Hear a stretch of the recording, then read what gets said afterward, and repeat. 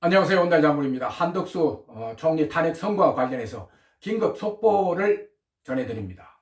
헌법재판소에 지금 재판관들도 동요할 수 있는 큰일이 벌어졌다는 소식입니다. 헌법재판소의 정통한 소식통에 따르면 최근 헌법재판소가 한 총리 탄핵 선고를 미룰 수밖에 없는 엄청난 일이 발생했다고 전해왔습니다. 헌재 평의에서 재판관들이 한 총리에 대한 선고 의견을 냈는데 놀랍게도 기각 5 인용 3이 나왔다는 겁니다. 정말 놀라운 사실입니다. 우리는 진보사, 중도보수사로 늘 생각해서 그러니까 4대4 구도만 생각해 왔는데 이번 한 총리 건도 기각은 되지만 이와 비슷한 구도가 될 것이라고 생각을 하고 있었습니다. 그런데 기각 5가 나왔고요. 늘 진보 쪽을 따라다니던 정정미 재판관이 이번에는 기각 쪽으로 왔다는 소식입니다. 사실 정정미 재판관은 전 김명수 대법관이 지명한 사람이고 지금까지 진보 측과 행동을 같이 하는 경우가 많아서 큰 기대는 하지 않았습니다. 그렇다고 정계선, 이미선, 문영배처럼 완전 자척이라고는 생각하지 않았거든요.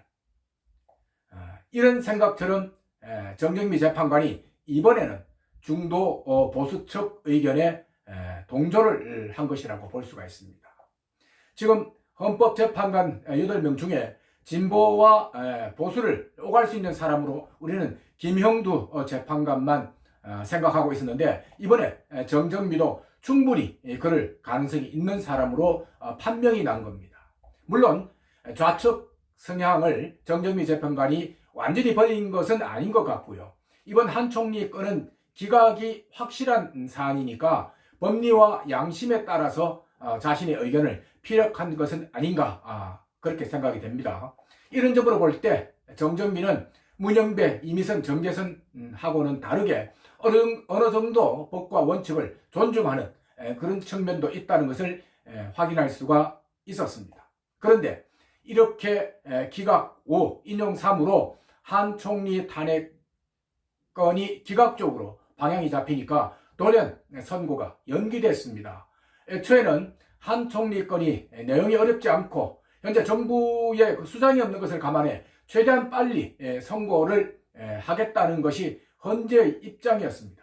그래서 이번 주에는 한 총리가 각하 또는 기각돼서 업무에 복귀할 수 있겠구나라고 기대를 했는데 선고가 돌연 연기가 된 겁니다.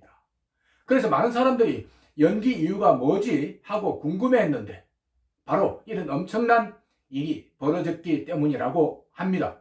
물론 헌재에서는 이런 일들을 철저하게 비밀에 붙이지만 지금 헌재 상황이 그렇지 않은 만큼 어떤 형태로든 비밀이 바깥으로 셀 수밖에 없다고 합니다. 물론 이런 일이 발생해서 문영배가 민주당 수뇌부와 협의를 했는데 민주당에서도 아마 선고 발표를 최대한 늦추라고 말을 했을 수도 있습니다. 아무튼 헌재나 민주당이나 비상이 걸렸고 이 상황을 과연 어떻게 수습을 해야 될지 고민이 많을 겁니다. 그리고 한 총리 선고를 아무런 이유 없이 연기할 수는 없으니까 헌재가 돌연 검찰에 한 총리 수사 기록을 요구했다고 합니다. 헌재의 이런 행동은 너무 비상식적이고 말도 안 된다는 것이 한 총리에 대한 변론을 단 한 번으로 끝낸다고 했을 때 정청래 민주당 의원이 검찰 수사 기록을 요청하면서 변론을 몇 번 더 해야 되는 것 아닌가라고 했을 때 이런 지하에 문영배가 기각을 해버린 일이 있었습니다. 그랬던 헌재가 특별히 선고를 연기할 명분이 없으니까 자신의 결정을 뒤집고 뒤늦게 검찰 서류를 요청한 겁니다. 헌재의 이런 비상식적인 행동은 법조인 누구에게 물어봐도 정말 말도 안 되는 행동이라고 합니다. 한번 기각 판정을 내렸으면 무슨 이유가 발생해도 그 결정에 따라야 한다는 것입니다. 아무튼 한 총리 선고권에 헌재 내부에서 충격적인 변화가 일어나면서 윤 대통령 선고에도 긍정적인 영향을 미치지 않을까 조심스럽게 생각을 해봅니다. 하지만 제가 늘 이야기하는 것처럼 좌편향 재판관들과 민주당 인간들이 절대로 그냥 죽지 않은 존재들 아닙니까? 그래서 윤 대통령 선고의 기각 또는 각하 결정이 최종적으로 내려질 때까지는 절대 마음을 놓을 수 없는 상황이라고 할 수 있습니다.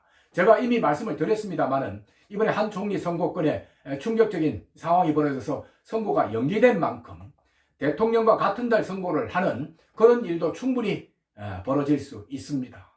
정말 대응을 잘 해야 될 것 같고, 그나마 정정미 재판관이 조금이라도 양심을 되찾은 것 같아서 굉장히 다행이라 생각합니다. 자, 이야기는 여기까지 하겠습니다. 고맙습니다.